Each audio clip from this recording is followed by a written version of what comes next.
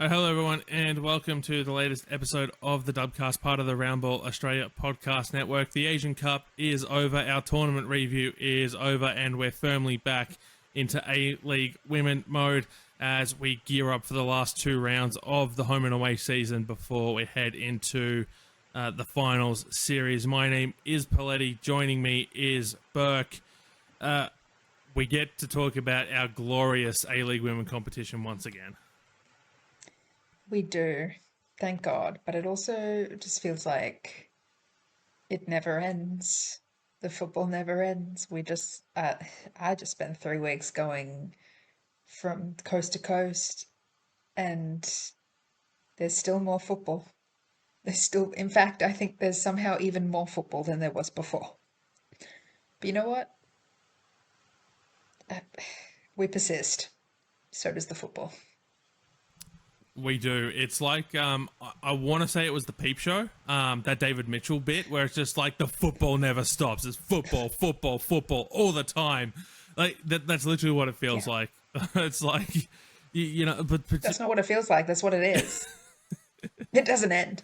Particularly during that that quarterfinal weekend where the A-League women returned and then the state NPLs were going on, and it's just kind of like, oh my gosh, there's so many games. Like, I don't have enough eyes for this. I don't have enough brain cells for this, even if I had enough eyes for it. Like, bro, slow down. Like, I was at the South Korea Uzbekistan game, and I had an A-League women game on before that. I also had an NPL New South Wales game on as well while I was waiting for kickoff. There was just so much football. And then, but we don't have an international competition right now to worry about. We just, we've got our domestic game to focus on, and we're going to do so in a slightly different fashion than what we usually do. Rather than, because there's like 6,000 games, we're just going to pick out some key talking points here, to sort of catch us up all on the last couple of weeks. Because I'd imagine there'll be some people listening to this who maybe haven't paid as much attention. We struggled to keep up with it all. Yes. We're going to start with the most recent game that took place, which was Central Coast Mariners 2, the Wellington Phoenix 1. The loss for Wellington essentially ending their hopes at winning the premiership. They would need to win out from here and hope that Melbourne City lose to the Newcastle Jets on the final day of the home and away season. This game, very, very slow in the first half. There were a couple of chances for either side. You could see the players struggling with the conditions. It was quite humid in Gosford. I think the humidity was somewhere like 82%. The pitch looked a little bit dug up because there was rugby league there on the weekend, because Stadium Australia was out of action because of the Asian Cup final. So the South Sydney Rabbitohs took a game to Gosford. So it made it, a little bit difficult to play on at parts. Second half certainly delivered. Eliza Hamilton scoring the opening goal of the game, her starting debut in this game. So a goal on starting debut, her second for the club, and then Izzy Gomez with a wonder strike that rattled off the underside of the crossbar and into the goal to make it 2-0. A Macy Fraser free kick in stoppage time to give Wellington a goal back that they couldn't go on and do the job with. Spoke to Bev Priestman after the game, and this is what she had to say on Macy Fraser, who wasn't supposed to be on this road trip. Macy Fraser wasn't supposed to be on this road trip, but it looks like she joined between the two games, gets the goal at the end. That must be a good moment for her. Yeah, I think so. I think it's a special moment for Macy, and she's got much more of where that comes from. I think we know that. I actually had no doubt the minute that free kick came and she was going to take it, that it was going to go in. And it's a shame that we couldn't then get a second one and at least get a point out of the game. So I'm made up for Macy. I think it's a special moment for her for what she's been through. When was the decision made to, bring her on the road trip between the two games? Yeah, I think that was sort of in the plan. I think, for someone who's, still coming back from what she's coming back from, I think time on the road and managing that. I think because we were here that whole time, she played for the reserves when we played in the last game, got some minutes in our legs, and then, flew out and joined us here. Burke, I mean, we know that Macy Fraser has been dealing with a lot. We don't know exactly what, and, that's entirely Macy Fraser's business. Completely understandable as to whether she, to the fact that maybe she just doesn't want to talk about it, and we completely understand that. This is her first goal back from, after she made her return for the Phoenix. Wasn't supposed to be on this road trip, as we touched on, joined the team midway through, because Wellington also played Sydney FC, which was a 3-1 win on the Friday, last Friday. I mean, when she's at her best, Macy Fraser is an absolutely fantastic footballer to watch. Yeah, she absolutely is. And what a way to, put your name back in the conversation. That goal was unreal. I didn't see all of this game, but I did see that goal. And just, she seemed so certain of herself when she was standing over the ball that I knew before she'd even taken a step that she was going to score from it. It was just gorgeous. I'm really happy to see her back playing football, and I hope she's happy to be back. It seems like she is. Yeah, hopefully, and she continues to bang the goals in. Wellington next play the Western Sydney Wanderers in their final home game of the home and away season. Finals football basically locked up for Wellington. Where they finish is still anyone's guess. As we touched on before the Asian Cup break, the table is incredibly tight, and it's only just continued to get tighter at the top there. On the Mariners side of things, Izzy Gomez, absolutely fantastic job once again. And Corey Babington, spoke very highly of her after the game as well, and we'll play that for you now. What would making the finals this season mean for the club? It'll be huge. We've had a challenging year from getting that late appointment as a coach here and getting a squad together, and 3 ACLs, losing our star striker to Europe. It's been challenging. The girls have been very professional. Obviously, the semi-finals are something we aspire to, and they stood up tonight, and very happy with how they performed. Is that sort of been the benchmark, is make the semi-finals, or is it, try to go back to back? Well, you saw last year, if you get in the semi-finals, anything can happen, and on any given day, any team in this league can beat anyone. We've taken 6 points off Wellington, who are a top team, so we know that when we're at our best, we're hard to beat. We just need to make sure that's consistent week to week. Izzy Gomez gets on the score sheet tonight. How good is it to see her actually, get one of those rare goals? She's leading the competition in assists. She does a lot of hard work in the midfield. She's mixed up between playing deeper this year and also as an attacking midfielder. She's got a great final pass, and you see with her dribbling with the ball out of the middle third, she's sensational. And she'd probably have double the assists if she wasn't dragged down every second time she got the ball. So that's something that happens to her each week. But she's disciplined, and she's got the potential to be a Matilda for years to come. Well, you mentioned a couple of weeks ago that she's been in your eyes unfairly targeted. Getting dragged down with regularity. How do you sort of game plan knowing that that's coming? It's very difficult because a lot of the teams are very good at their tactical fouls and breaking up players. They stop promising attacks basically. So sometimes it's each week it's very frustrating, and you just hope that the referees and officials look after our league's best players.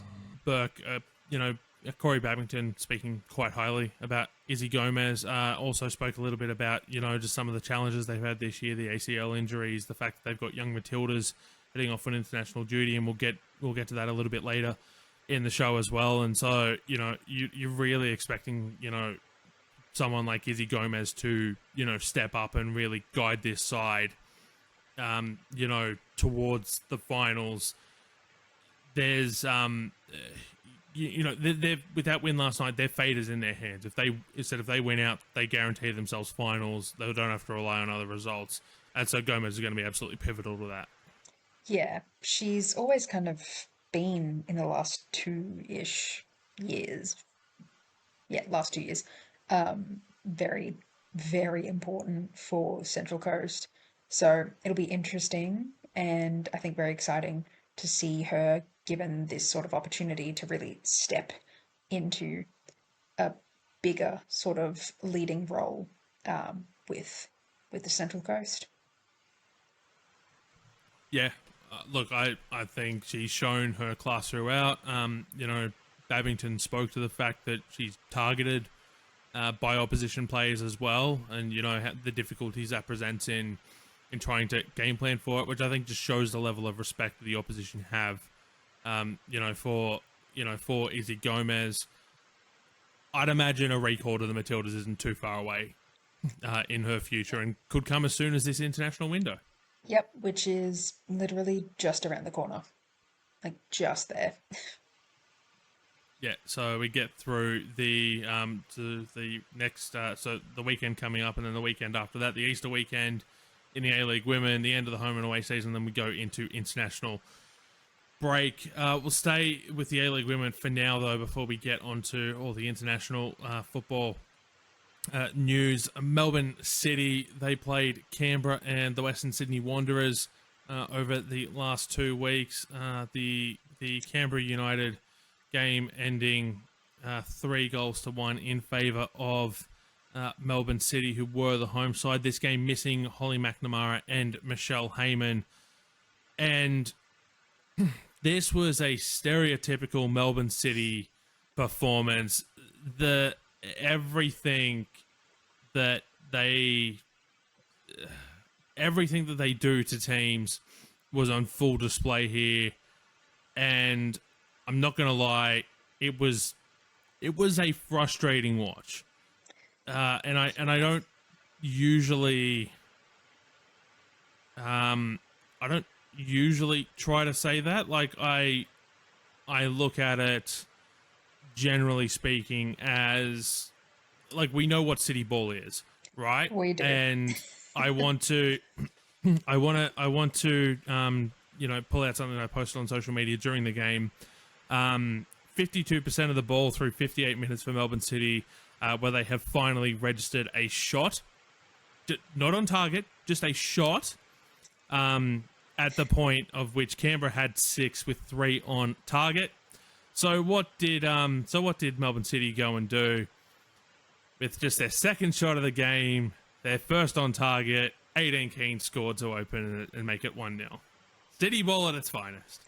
Yeah. I don't really know how. Well, I guess it's just the power of Rebecca Stott. I don't know how they didn't manage to score quite early on in this game, because they had like a huge few opportunities that they just didn't make anything of. But like you said, it's peak City Ball. They were just biding their time. They were just waiting for the exact right moment. And yeah, sometimes they find the exact right moment, and other times they do not. This time they did. Yeah, look, at the end of the day, if it works, it works. It doesn't have to look pretty. We can, we saw quite a bit of that throughout the Women's Asian Cup. It doesn't have to look pretty. Sometimes you just have to get results, and Melbourne City know how to get results. It's why they're top of the table. It's why they're on path for, I believe, their 3rd straight premiership. Unless the criteria has changed, they've locked up Champions League football again, and will be Australia's representative at the the AFC Women's Champions League for a 3rd straight season. with their win over the Western Sydney Wanderers, which was one of 3 games that they played, because I forgot about their 0-0 draw with Adelaide United, which was a catch-up game from when Round 4 half of the Adelaide United squad got had sick. Influenza. That's right, they had Rough. influenza when that was gripping the entire country. That's Don't- right, yes. Don't get influenza. This stuff is awful. But yeah, they've done everything that they've needed to do.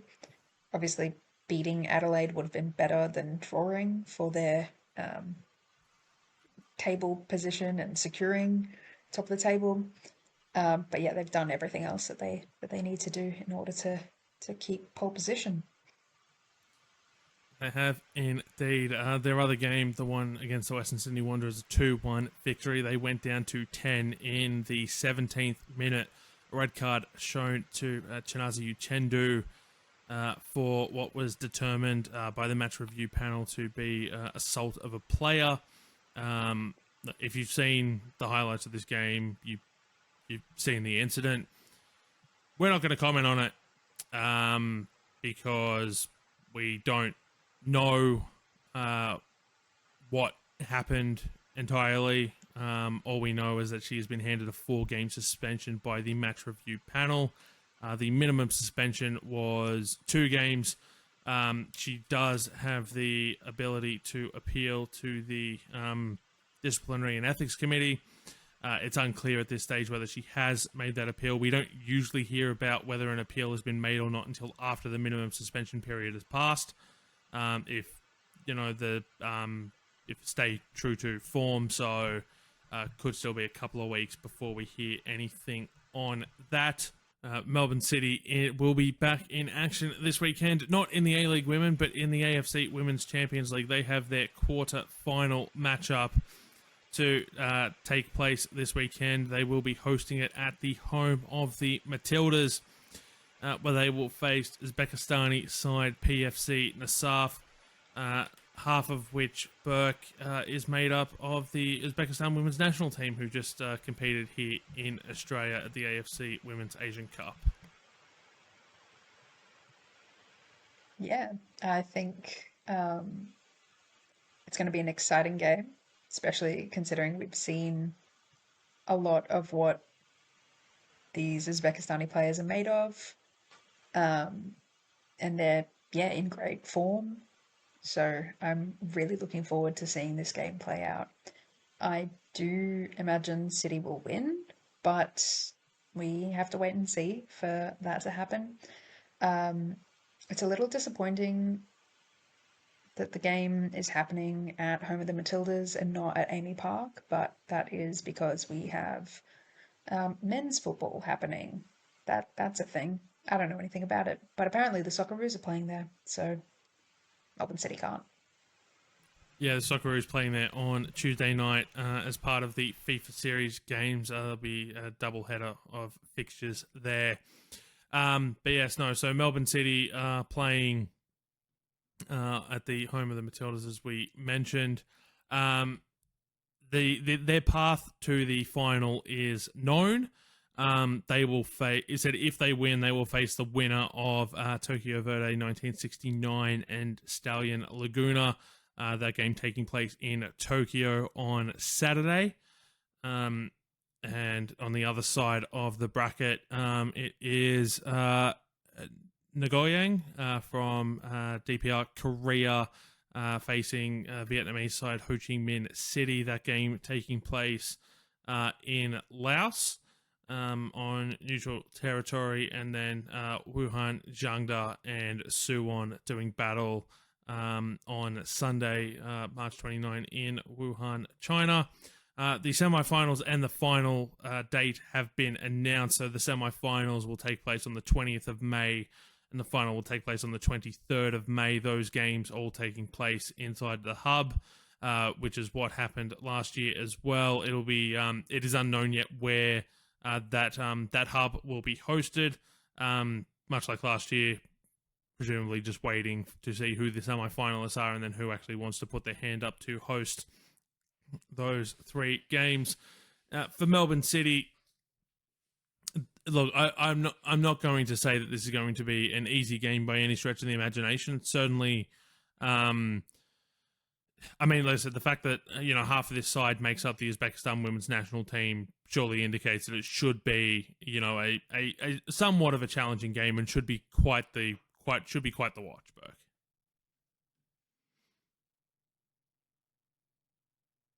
Yeah, definitely. I'm very much looking forward to heading down to home of the Matildas and seeing this one myself. I haven't seen a huge amount of A-Leagues football with my own eyes in person, so getting some Champions League in will be very good for me.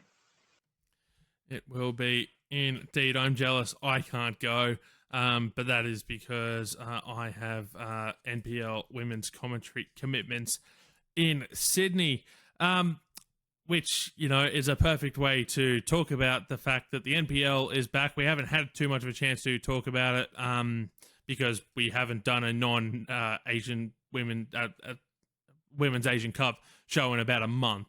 But yeah, so the NPLs are back around the country as well. And I have to say, I was looking forward to some Monday night NPL women's action this week from the Veneto club as Bulleen Lions was Green Gully, I want to say, off the top of my head. Is Bentley Greens. Oh, it was Bentley Greens. Okay, actually, no. I know there'll be some Victorians who'll get upset if I get those teams confused, and if I just say same, it's all green. No, so they faced Bentley Greens in NPL women's action. Maya Markovsky was the star of the show. Admittedly, a player I have been somewhat critical of in the past when she was here in the NPL Women's New South Wales competition playing for the Blacktown Spartans. Was had a very poor season. Has absolutely turned it on since going back down to NPL Victoria in amongst some A-League women stints as well. But the main talking point out of this game was what Maya Markovsky did after one of her goals. Maya Markovsky on a hat-trick with the free kick. Superb from Maya Markovsky. Over the wall beyond Bodolico, and for the first time this season, but I'm guessing not the last, Maya Markovsky has a hat-trick. Bulleen have their fifth. And here comes the changing of the guard. 3 substitutes. Did Maya Markovsky just dab? Oh my God, and she did it again. That's a fine. Surely that's a fine, Caitlin Friend. Burke, I think Joey Lynch's commentary speaks for itself. Yeah. Caitlin Friend's got a finer, right? Surely. There's no other choice. You can't let that kind of behavior stand. Why are we dabbing? You can't let that kind of behavior stand in your club. I'm sorry. It's 2026. No need for that. No need for that. Look, the only saving grace I'll give Markovsky is that when you score 4 goals, you can probably do whatever you want, to be fair.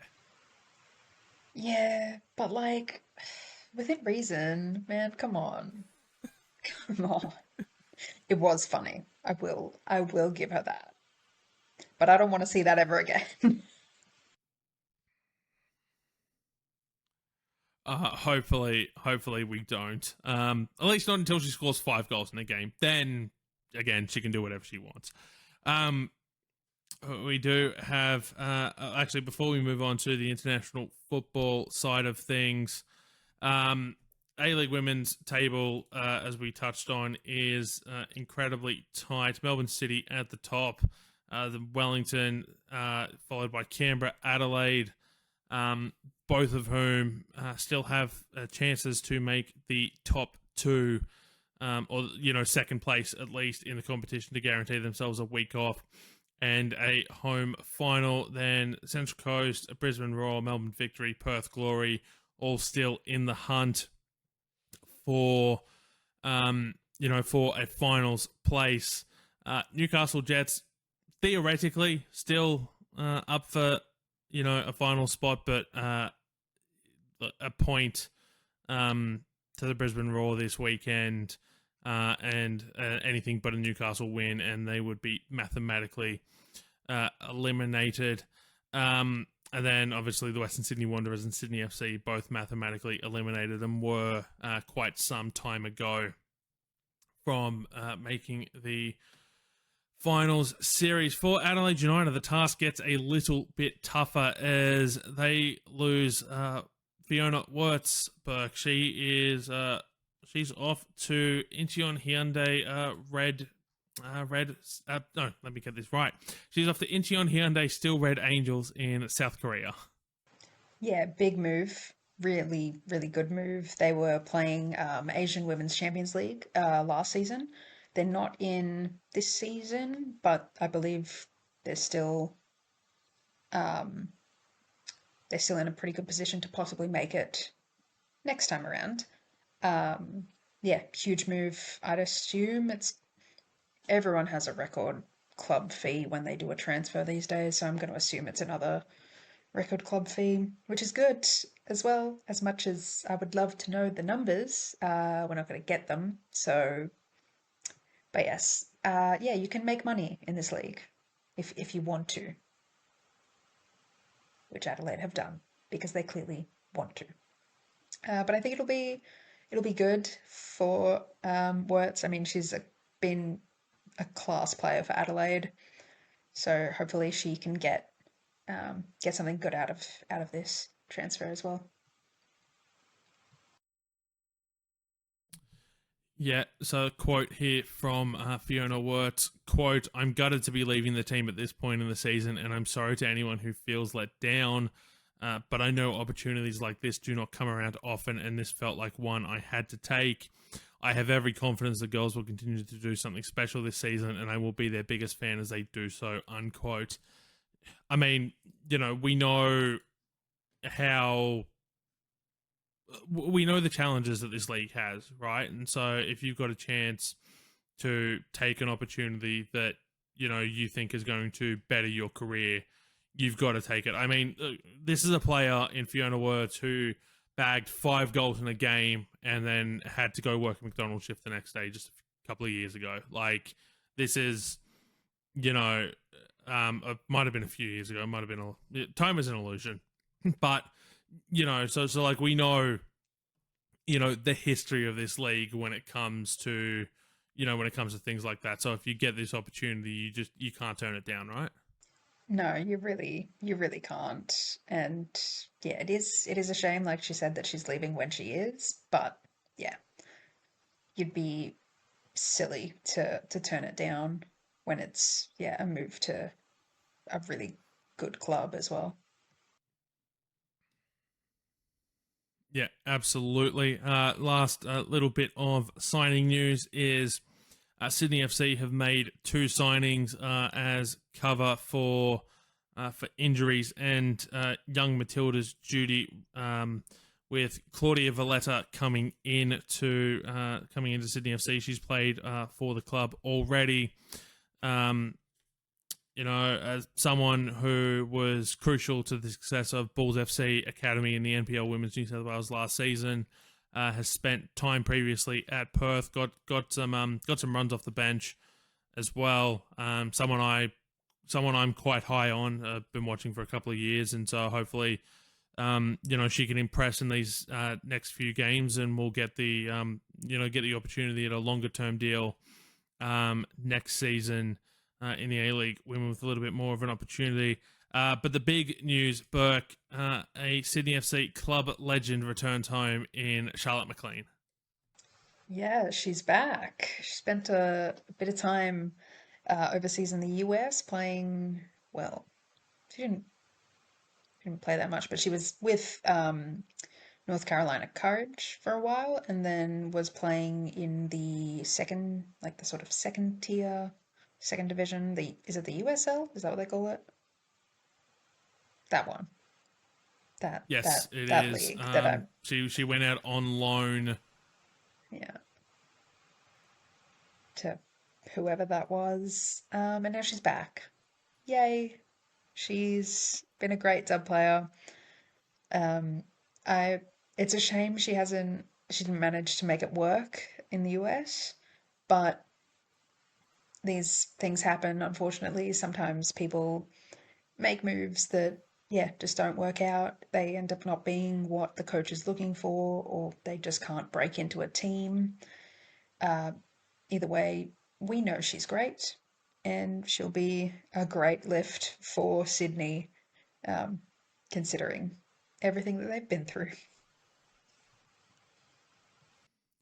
Yes, it'll be nice to, it'll be nice to see Charlotte McLean back. So yeah, she made one appearance for the coverage, for the Courage in the NWSL Summer Cup, in which they play games with Liga MX's feminine competition there, and then loaned out to USL Super League side Tampa Bay Sun, where she only made a handful of appearances during her loan stint because she also had a foot injury. So it's been very rough going since she left Sydney FC.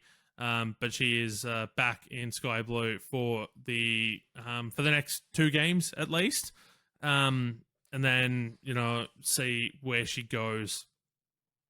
See where she goes from there once the A-League Women's season is done. Time to turn our attention to to international duty. So the Matildas have their next games in the April window sorted. They will play Malawi, as well as the winner of Kenya versus India as part of the FIFA Series games. Joe Montemiro said he wanted to play African opposition because of the unknown that African sides can present. I mean, we saw the Matildas. I don't know if struggle is the right word against Zambia, but it was certainly a football game that was difficult. It was something to overcome at points. It was. Yes. It was that they played. I guess they were there. Yeah. But I think these And offer. yeah, they eventually won that game 6-5. I've done so well at blocking that out. Like no football game should have 11 goals scored in it. I'm sorry, that's obscene. Don't do that ever again. Even 6 goals is egregious. Like, You say that as someone who watches the dub, where we've had games with 12 plus goals scored in them. Yeah, look, that's dub. That's different. This is chaos ball in the dub. I expect a little bit of decorum on the national stage, on the global stage, should I say. Yeah, I think these games offer a really interesting opportunity for the Matildas because obviously we've just had the Asian Cup. Majority of these players have been run into the ground. I don't imagine we'll be seeing a huge number of them coming out for this. I feel like it'll be kind of like those random windows that we had. Was it when we played Spain and got absolutely smacked by them because we sent out the C, D side? Like the letters C and D. Yeah, that was 7. I want to say it was 7-0, and then it was like a 1-1 draw with Portugal or something. Yeah, I imagine that's what's going to happen here. So, because there's really no need to be dragging out the exact starting 11s that we've had in the Women's Asian Cup. We know what they can do, and we know what they can do against top teams.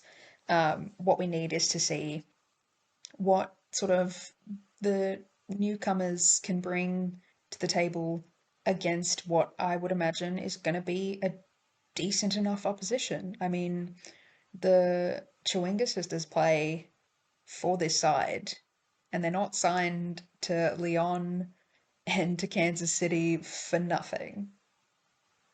That's not I severely dislike the way teams from places like Africa are underestimated because they have a low ranking in the FIFA World Ranking. the FIFA World Ranking isn't real, in my opinion, because the FIFA World Ranking let North Korea hog a spot in 9th for like 6 years when they weren't playing.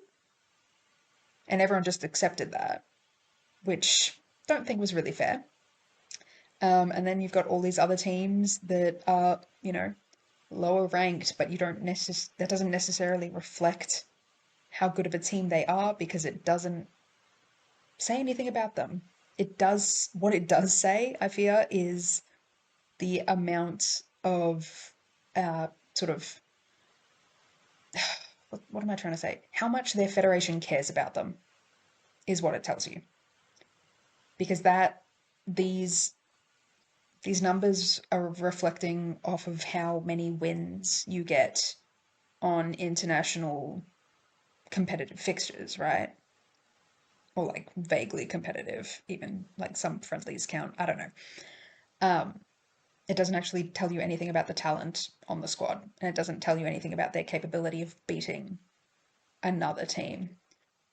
Obviously, when it gets to like the top 20, it's like maybe even top 50, it's a bit more reflective of the actual teams, but that's because those teams have been able to play a lot more fixtures and have been funded a lot more. So I really think the way a lot of people have reacted to this announcement has been very disingenuous and really just a bit racially edged, I might say. I'm not a fan of it, the reactions that some people have had. And I think it's a good opportunity. It's as good of an opportunity as any for anyone who wants to play for their country. For the Matildas to play against them. And I don't think the Matildas have ever played in Africa before, have they? It's not... Not off the top of my head, I want to say, yeah, it's not something so I can recall in the last... Definitely not in the last 10 years. So it'll be a new experience for them. And something that even the like well-seasoned players may not have had because, like I said, I can't recall them having gone to Africa. Still, like I said, good opportunity. I don't really like the way some people have reacted to it. I know Joe said he wanted to play in front of big, like, crowds and big stadiums and whatever, but that's not always what you get. You even have some, like, European Champions League games being played in front of crowds of, like, 20k. So, like, it's not that big of a deal. Everyone, I think, needs to calm down. Yeah, and sometimes you can't achieve all your goals at once, right? Like, you can't necessarily play African opposition and get massive crowds at the same time. Whereas, if you go and play, all the boxes every single time. Germany, for example, right? Exactly. I do want to bring up a comment here from a listener on our tournament review episode that we did, who actually talks about the FIFA rankings, building off the discussion we had in that video and the way qualifying and everything works.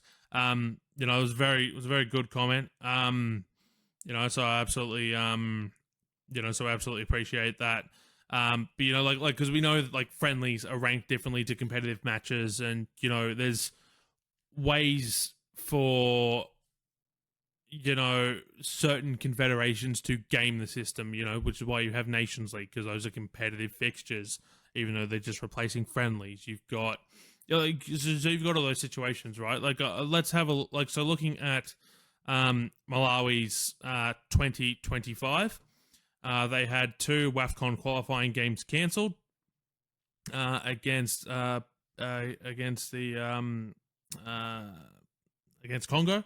They then played 2 friendlies against Zambia, 2 friendlies against South Africa, a friendly against Morocco and Ghana, and then they had WAFCON qualifying games against Angola,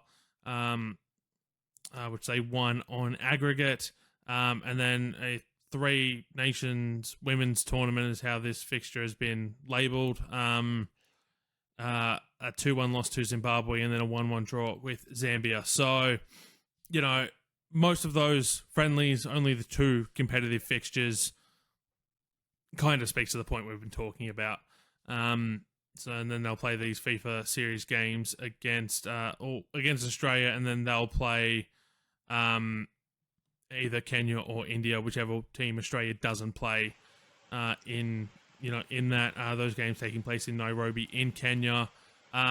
Look, as someone who is a fan of inter-confederation play, along with Matt Olsen, I would very much like to see it be India, Malawi, and Australia, Kenya. But, I mean, I also wouldn't necessarily be opposed to seeing Australia play India either. So, I don't think there's a lose-lose. I don't think there's a losing situation here for me personally. I don't think there's really a losing situation anyway. There's only 15 months left until the World Cup. There's, Joe had a short runway up to the Women's Asian Cup. It's not like a huge amount longer this time around. So we've really got to take every opportunity that we can get, especially if we're getting to a point where we're going to be looking at and looking for new players. Like, we got a couple out of Women's Asian Cup, but I think it would be really nice if we didn't have to wait until major tournaments to find our new stars. I think it'd be nice if we gave them a bit of lead in, and they didn't have, a trial by fire a la Caitlin Torpy. Yeah, and so, like I said, I imagine Joe will take these games very much. He's already said, the big name players aren't going to play, which I very much enjoy. I'm happy that, I'd imagine it's probably going to be like if we're going to see anyone from the Asian Cup squad, I imagine it's going to be the likes of a Chidiac, a Johnson, a Rankin, and a Morgan Aquino who didn't play any games. Might see Tamiki Yallop back, that she's back from injury now.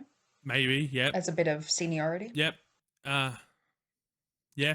So that'll, might help, might be able to help Joe communicate things to the younger players, particularly on-field in games, given her experience. And then I imagine the rest of it will just be, the A-League Women All-Stars, basically, which I'm looking forward to. I think that'll be fun. Joe, it is time to call up Letitia McKenna. It is time. It is time. I mean, I can think of another player who deserves to be called up. Sasha Grove, anyone? Sasha Grove, please. Sasha Grove, everyone. Sasha Grove, Matildas cap. Everyone cheers. Everyone's cheering. Sasha Grove, you are a Matilda. Yeah, I know I joke then about it being the A-League Women All-Stars, but I'd imagine some of that under-23 side that we saw go to Vietnam for the Asian Cup, that, they'll come in as well, which means we are one step closer. If that's the case, that means we are potentially one step closer to Abby Lemon Senior Matildas cap, which is very good for my interests, is what I'll say. I love Abby Lemon, fantastic footballer. I had no idea that you were such a fan. Matildas cap. I couldn't tell. I'd never heard this before. That's crazy. Crazy stuff. Much like how no one knew that I was a fan of Letitia McKenna until I just said that. No one could have known, right?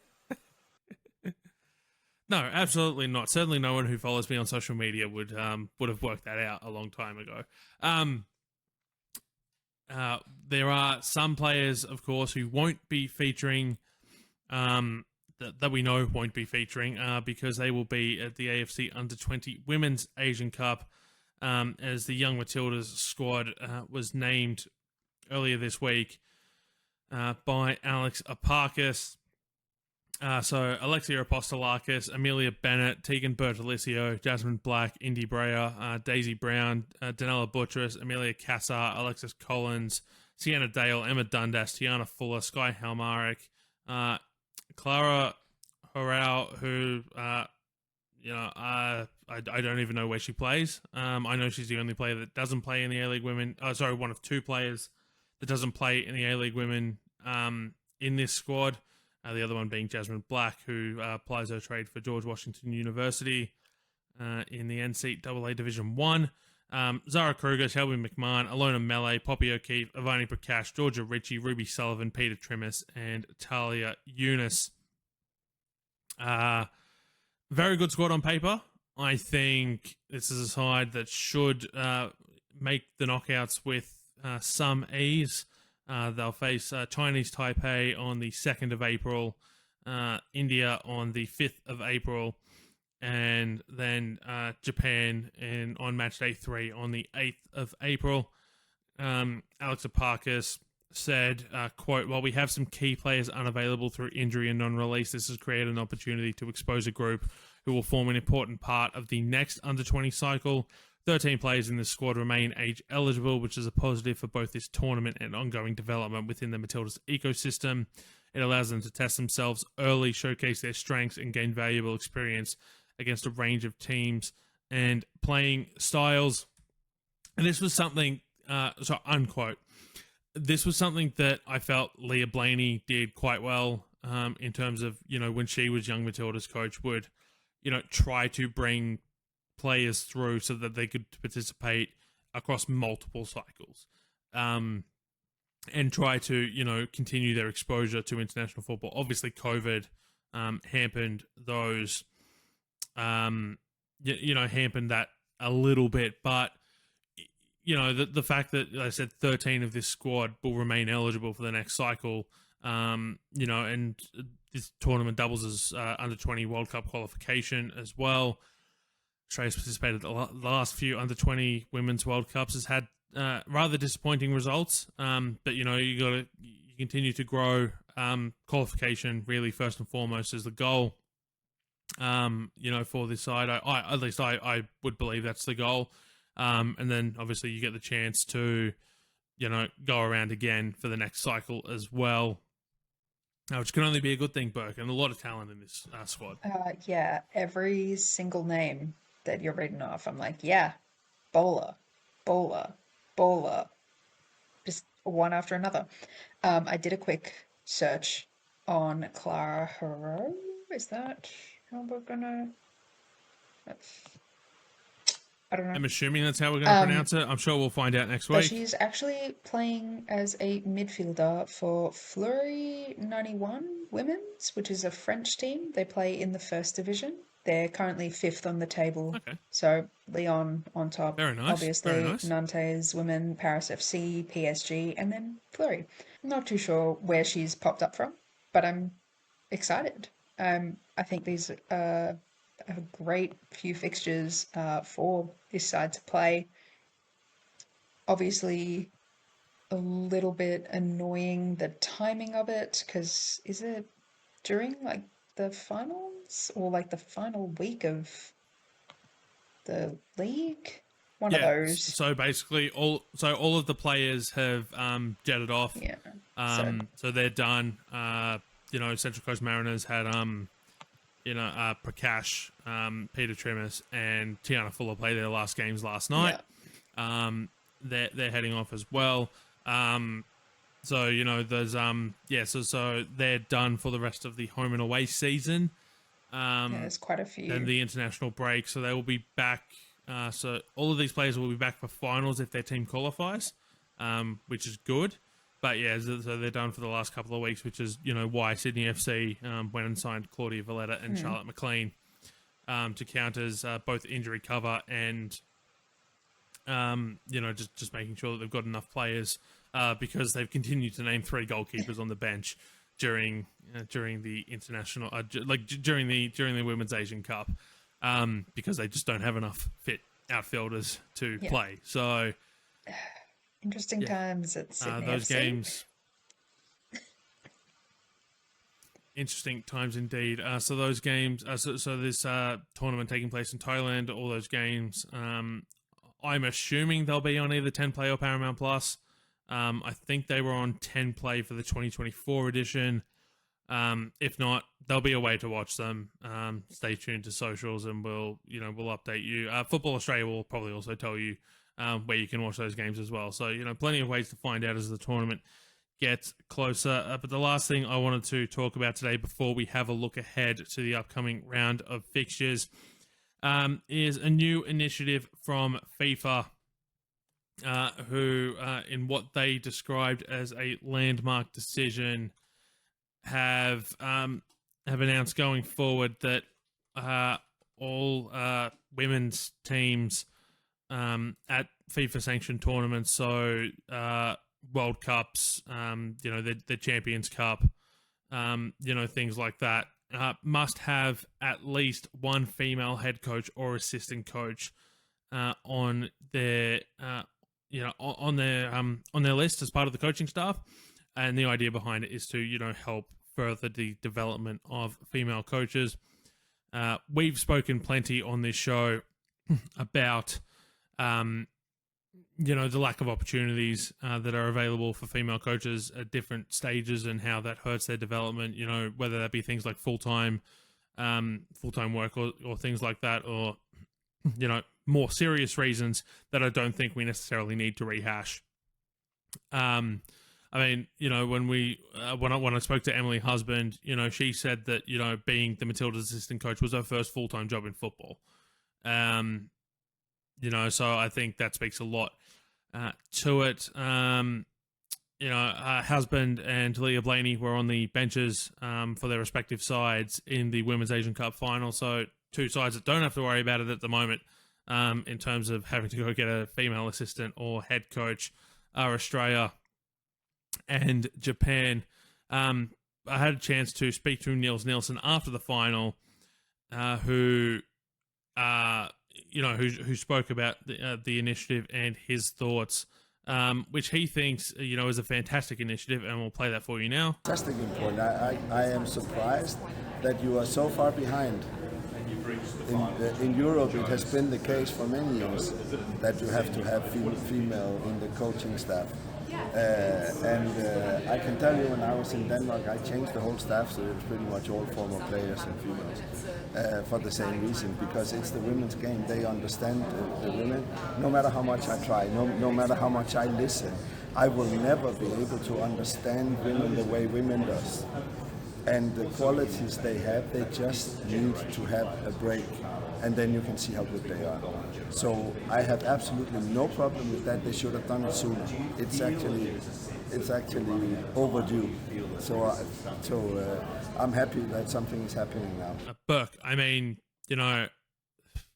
he said it himself. No matter how much I try, no matter how much I listen, I will never be able to understand women the way women do. And I think that's, to have that level of self-awareness, I think is just, you can't underestimate that in terms of a, quality that a coach has. Yeah, I'm big fan of Niels Nielsen after this tournament. I'm very Nielsen-pilled, as the youth may say.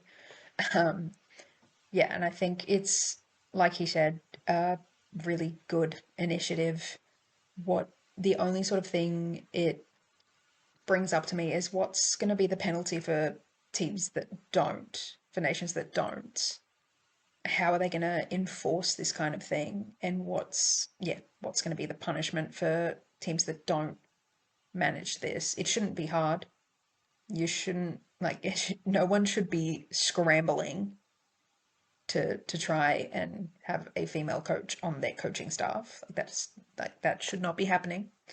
But I do wonder what it might mean for those nations that may not yet have one, if they don't have one in time, that kind of thing. Look, I haven't seen anything about potential punishments at this stage. I will admit, because of everything that's going on, I haven't had a chance to look too deeply into it beyond what FIFA published on its website. I'd imagine it'd be some sort of monetary fine at probably a minimum, if not non-participation in whatever tournament, at the severe end of the punishment scale, but obviously, pure speculation there on my part. So this measure was approved at the FIFA Council meeting on Thursday, March 19, local time, Friday morning here in Australia, or Friday overnight here in Australia. So I read about this in the Gold Coast airport as I was making my way back to Sydney. and it will debut at the FIFA Under-20 Women's World Cup in Poland in September. So what the Young Matildas are trying to qualify for, which will then be followed up by the Under-17 Women's World Cup, the Women's Champions Cup, and then the FIFA Women's World Cup as well. So, look, I think it's a fantastic initiative. I don't like the fact that this has to be mandated because I don't think it should have to be mandated. But unfortunately, as we've touched on, sometimes you have to mandate things in order to get them done. And this is a case of FIFA having to do that, even though it, as Niels Nielsen said, it should just be the thing. They've been doing it in Europe for years. He changed the entire, Denmark team, coaching team to former players and, women coaches, for that reason, right? So, yeah, it sucks that it has to be mandated, but I'm glad that it's mandated, if that makes sense. Yeah, it's one of those things where if you don't actually force the hand, it won't move. There's a story that I often think about that I've told you, actually, but not the pod, that I've read about in a book called Invisible Women, where people auditioning to be part of an orchestra, they'd do blind auditions where they'd put them behind like a wall where you couldn't see them. But that didn't actually change anything for the gender disparity. What they ended up having to do was put down a carpet. So the female instrumentalists wouldn't have their heels clicking, because that's just how biased people are. They'll hear the sound of heels and they will automatically not want to hire that person because they're assuming that it's a woman and she'll be worse than the male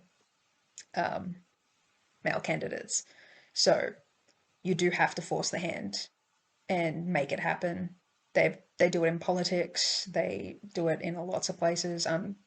Like Neil said, I'm surprised it took them this long to do it. I'm a little bit annoyed, actually, that it's taken them this long to do it, considering so many institutions have these kind of mandates. If anything, I think it should be more than one. I think they should have to have at least 3.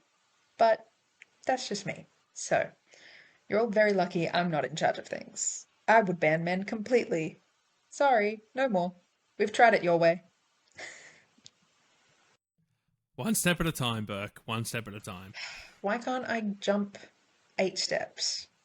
I'm not that tall. I was never going to do that.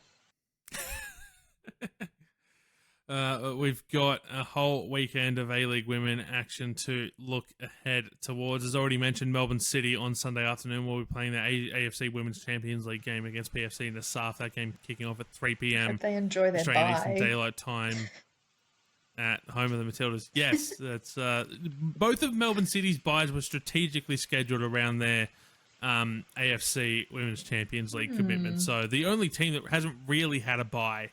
And yet they're still topping the table, season, guys. What's everyone else doing? They're just so much better than everyone else. Hard life for them. It's infuriating. Some might even say insufferable. But the A-League women action this weekend. Tonight, on the day of release, as you're listening to this, Friday night, Brisbane Roar host Perth Glory. That game taking place at 8 p.m. Australian Eastern Daylight Time, 7 p.m. Local time in Queensland. This game pushed back an hour. It was originally scheduled to kick off at 6 p.m. local time. And then on Saturday, it is two games on Saturday, both games on 10 Bold. So both games on free-to-air television. Adelaide United hosting the Newcastle Jets. That game kicking off at 2:45 p.m. Australian Eastern Daylight Time, 2:15 p.m.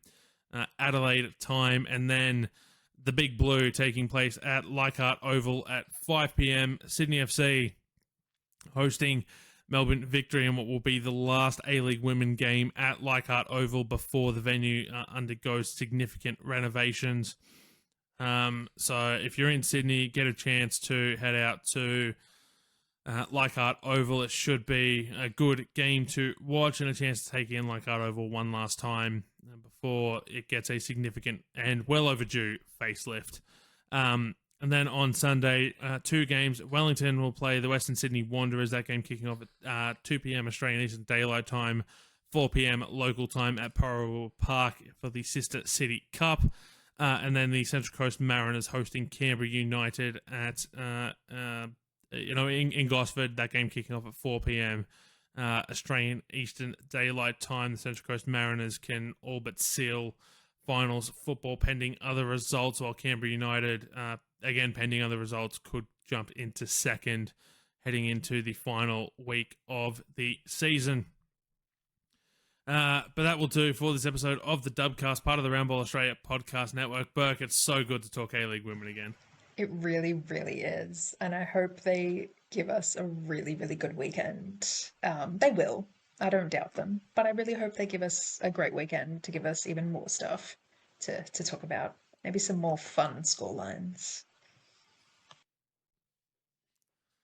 There's only one way to find out, and that is tune into all of the action. And you can do that on 10 Play or Paramount Plus. And 10 Bold for Adelaide United, Newcastle Jets, and Sydney FC.